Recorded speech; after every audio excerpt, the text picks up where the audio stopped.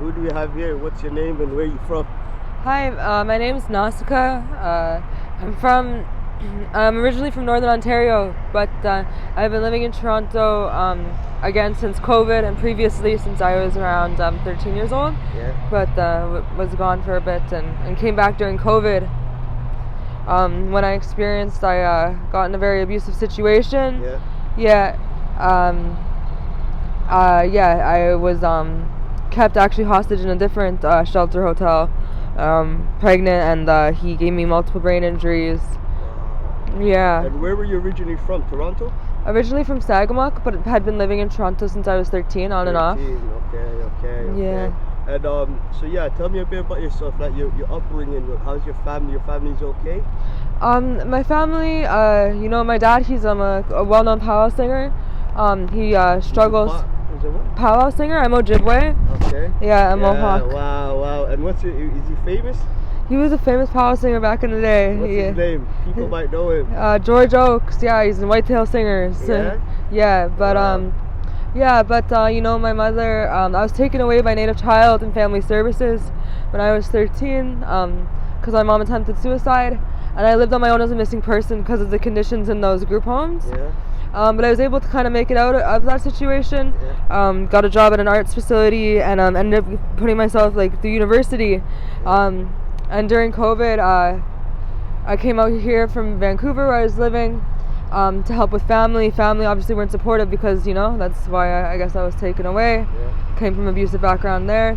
And got involved with someone to try and get off the streets, which I was put on, and became kind of hostage in these hotel programs. When you say hostage, what do you mean? What happened? He seemed like someone he wasn't, and he broke my jaw, broke my cheekbone. Anytime I try and leave, he'd choke me out to the point of he pulled a knife on me. I got the knife out of his hand, but he still ended up stabbing me in the back. Stabbed you in the back? Literally, yeah. It was really dangerous. And how long ago was this? This was a year and a half ago at the Bond Hotel, another shelter hotel facility. Yeah. Okay, and where is that one, that Bond one? I've never heard of that. That one's at Dundas and Church. Downtown. Okay, yeah. Okay. And how old are you again? I'm 24 now. 24, you're young, you're still a baby. Wow. Yeah. Still got your life ahead of you, When you're young, you make mistakes, and eventually, as you get older, you start to wisen up, Yeah, I was in university before. It sucks to be not able to get back there, What were you studying? Indigenous visual arts and culture. Wow. So are you half native or are you full native? I'm 3/4 native. My mom's half native, half Irish, and my dad's half Ojibwe, half Swampy Cree. Oh, wow. And with regards to the shelter here, do you live there, and how long have you been there if you have? I've been here for 3 months. Mm-hmm. So yes, I'm living there. I've been trying to connect with housing workers, but to be honest, the staff there, they don't try and assist you with housing really at all. Yeah, it seems like they have they're constantly trying to push people out, bring new people in, but they're not replacing it with housing beds, which is what I was told was supposed to happen. Yeah, there's very limited beds, so it's always I'm always scared that I'm gonna get kicked out before they actually connect me with housing or help me with that. Why are you afraid? Was because of the rules, or what is it? No, there's just a lot of corruption. Yeah. And the staff, I heard the staff favor people and stuff. Is that true? Yeah, the staff run stuff there along with clients that actually have housing, Yeah. And is it through CAMH or Homes First? I'm there through Homes First, but there's CAMH people there as well. Okay. And with regards to CAMH, how's your mental health? My mental health, I was actually really positive before I came here. Coming here, it's become a little bit hopeless. I didn't come here from CAMH. I was referred through Parkdale Queen West Health Center. Okay. Yeah. Because I was working there and doing peer outreach, and I was illegally evicted after a month of getting housing, and so they brought me here because it was very cold. It was during that snowstorm, right? Yeah, but being so far removed from the downtown, it's pretty difficult to try and navigate appointments or anything. And like I said, the staff really don't help with that. Okay, and your mental health, like you said, you're not on any medication right now, are you? No. That's good, and you're staying strong? Yeah, I'm staying strong. That's good. You don't have any kids, do you? No, I have a daughter. I have a daughter from that situation. Yeah? That I was describing. And how old is she? She's a year and a half, year and 9 months now. A year and a half? Yeah. What's her name? Her name is Begani. Wow, what a beautiful name. And you said the staff, they favor people in there. And with regards to the food, is the food any good? Or? I think the food's great, personally. Yeah? Yeah. That's good. They give you, like, they feed you all your full meals and you get enough calories and stuff, like? Yeah. Yeah? Yeah. Okay. And one thing I was gonna ask you, if you had 2 wishes, what would your 2 wishes be? I think my wishes would be to see, First wish would be?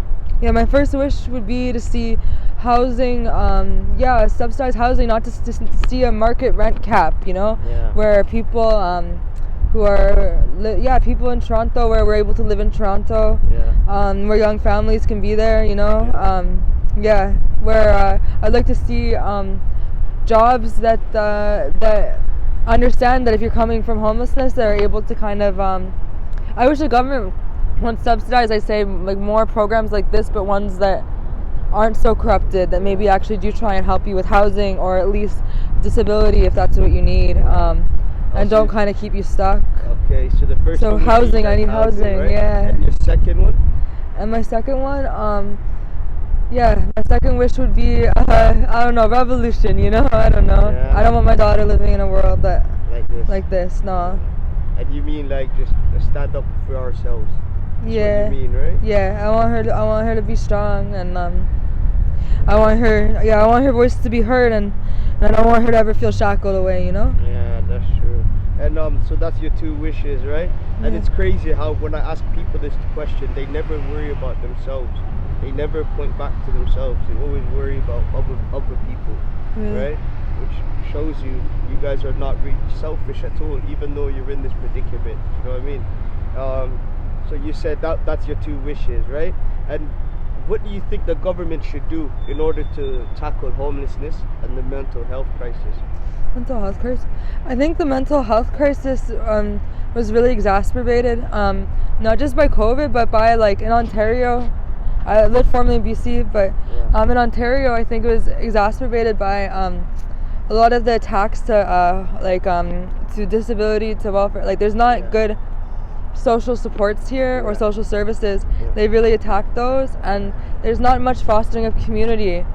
People, they have to work so much and they don't, and to pay rent, but there's not much in terms of, if you don't fit into that bourgeois class category, then there's not much for you, right? And it's I think it's easy to feel lost here.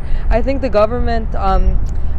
government should fund First Nations like myself and give us more sovereign right to land, so we can have our own economic sovereignty.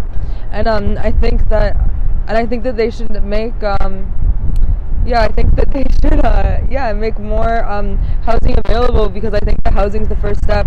When you're in somewhere like this, there's so much drugs available. There's so much people don't you can't even you can't even clean your own place. They won't give you the stuff to do that. So it kind of traps you in a depression, Yeah, because you can't even do the basics. And with regards to drugs, I heard there was a few. There's 3 overdoses in there a month. More than that normally. More than that? Yeah, and the staff. I would say the staff, not that they plan them, but that they contribute to the problem. I posted a video. When I had a phone, I took a video. There's constantly thefts going on, so my whole room was robbed, everything I had. But when I had a phone, I took a video. I was asking for Narcan to try and.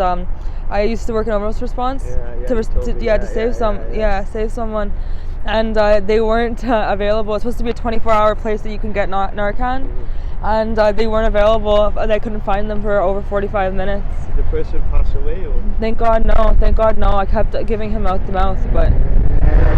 Wow. And there was a young lady and a young I don't think Caroline, Caroline, right? Yeah, that's it, Caroline. Yeah, she passed away, right? Yeah, and since then my friend Randy as well, who's also First Nations man, one of the kindest individuals I've ever met, man. And it was so scary because he didn't use opiates. Yeah. And he told me that night, he said, come check on me. And I did. I kept checking on him. And he was like, I'm worried something's gonna happen. I'm worried I'm gonna die. And someone I think had mixed it into the drugs that he did do, which was cocaine, and he ended up passing on. And it crushes me. Yeah, with regards to the fentanyl, what's happened to heroin? What's actually happened to heroin? Sorry to see you cry, man, but it's okay. You have to look at the thing, which is he's looking down on you at the moment, you know? You just have to keep strong, you know? You have to keep strong. You have to keep strong. For your daughter to finally get to see your daughter again, that's the light, you know what I mean? That's the light, that's the shining light that's going to give you the push that you need and the energy that you need, right? That's so funny because like her name in Ojibwe, it means light coming through the clouds. Look, I just said that. That's crazy. I'm getting goosebumps right now. I just literally said that, and that's the reason why we have these things, you know what I mean? So keep that smile on your face and don't worry, you know what I mean? With regards to the heroin, what's happened to it? Like, everyone's on fentanyl. Like, what's happened to actual heroin? It's something you can't really get here, and if you want to get it, it's very expensive. But I haven't. It's not available on the streets or even in safe supply. Nowadays, they're giving safe supply fentanyl to people at some programs. Wow. And but they won't. They don't have heroin. There's no heroin. Heroin's been around for so long. Like literally like thousands of years, people have been using it. Since the beginning. And with regards to drugs and opiates, are you on anything at the moment? I began abusing opiates when I started living at the Bond. Like I said, with that man, he was like forcibly injecting me and With what? What was it? With fentanyl. And that really and it's been really hard to get off. I've had periods of sobriety. Obviously to have my daughter, and once I found out, no, that light's gonna keep going and keep shining on you. And how much is a point of that fentanyl? It's like $20, no? How long altogether have you been homeless altogether? Altogether, I guess 2 years. 2 years I've been homeless. 2 years. And what's the worst thing that you've seen in that 2 years? I don't think I should say that on camera. Like, you're good. This is gonna get chopped up. What's the worst thing? Everyone's told me murder. So. Yeah, a lot of murder. I saw like a girl on an encampment I was at was chopped up in a garbage can, and they found her chopped up in a garbage can. Otherwise, every woman I know, and like every tent I slept at, like tent I slept at, every woman there was raped. Yeah, so that's horrible. People looking inside of their internal organs for fucking while they're sleeping for drugs. And then just a lot of murder for like petty things like $20, I feel. And, I was told one kid was actually spiked. They put antifreeze. And into his needle, and he's obviously took it, didn't know when he overdosed. And the police don't do anything about it because it's like in their mind, there goes another junkie. No one investigates the murder or nothing. Is that true? Is that what happened with that young lady? No one investigated the murder? It wasn't a murder, but no one investigated it. No. Yeah, right? No. That's so bad. That's so horrible, man.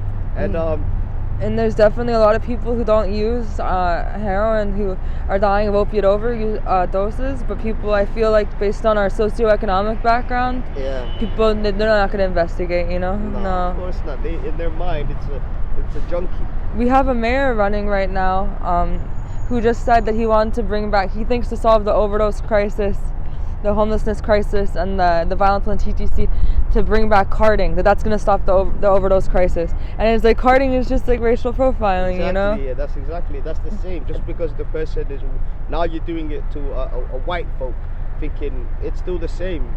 Just because a person is what they are, and they smoke drugs or take drugs, you don't have to discriminate again and be like, carding is terrible he looks like for a anyone. Smoker, right? He's like, let's pull him over.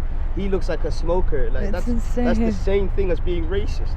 In my eyes, you know what I mean? Yeah, classism for sure, and like the stigma for sure. Yeah. And when you say so that those things are the worst things, right? What would you advise the younger you? What advice would you have gave yourself, say 2 years ago? just before you got in this situation with that man, like what would you have advised yourself? I would have advised myself not to isolate from those who love you in your community, not to isolate from chosen family. When you make mistakes, don't, and people are still reaching out to you, don't feel that embarrassment or that shame. A lot of times, that's what I had done. I felt guilt, like I would be a burden on the people who love me. And some of those people are gone, and a lot of them are still here. But the biggest gift is when someone reaches out to you that you love and miss, and even if they're asking for help, like that's such a gift. Like I love it when people are asking for help that are my friends or even strangers, because that's true. So that'd be like don't close in, basically ask for the help, right? Yeah, because you're not a burden. For my younger audience, what would you advise a younger audience? Like stay away from drugs, stay in school, what's your advice since you see? I didn't stay in school, and I ended up going to university, because I had adverse conditions. I would say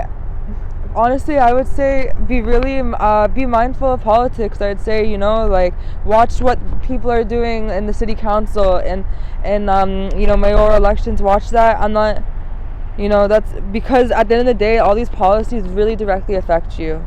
Exactly. Like when they're cutting shelters out of the neighborhood, market rent rises, and all of a sudden you got pushed out of your apartment. That's happened to me. With major renting crisis. Like Doug Ford, he just went and he made it so there can be no rent cap, so you can rent something for astronomical amounts here in Toronto. Wow. And we're not getting it's not jobs aren't getting. It's not going up. No. And they're building all these condos, right? Condos are the main issue, right? Totally. They're pushing people out. Totally, exactly. And so and I also advise them just to stay with their community. Like even if you're a young person and people in your life and your circle are getting involved in some shit, maybe things that are cool, and still keep with the community who are older as well, because they have a lot of wisdom. Wow, that's good, man. Don't isolate yourself to one group, One group, always learn from the wise. Learn from the wise people, the older generation. That's what you mean, right? Yeah, and reach out, Okay. And that's everything, man. You've been brilliant. Is there any final words you want to say, or anything you want to say? No, just thank you so much for the opportunity to speak. I was so nervous. Yeah, when you see me, this is what I do. I always come here. I know the story about Caroline who overdosed in there. I know all these things, and what I try to do is highlight these issues so we can actually make a change, right? Because if we as the citizens are watching our own citizens suffer, then we're going to be next. All it takes is for the interest rates to go up, and I'll find myself homeless, right? Oh, that means the world. We have to stand up with each other. Do you know what I mean? I do this out of my own time. I pay up from my own pocket. I do all this from my own. No one's with me. Nothing. Do you know what I mean? You have a good upbringing to do that. Yeah. I do. We all make mistakes, right? I was in that path. I was homeless. I've been through all those things. That's what I'm trying to explain. Once you have something to look forward to, like your child, then you'll always they'll always push you. Do you know what I mean? So you'll be fine. What was your name again? It's Nausicaa. Nausicaa. Yeah. How am I gonna spell that? Can you spell that? Nasaka. Okay. So that's everything, right? Final words with that, right? Yeah. Thank you so much. Thank you.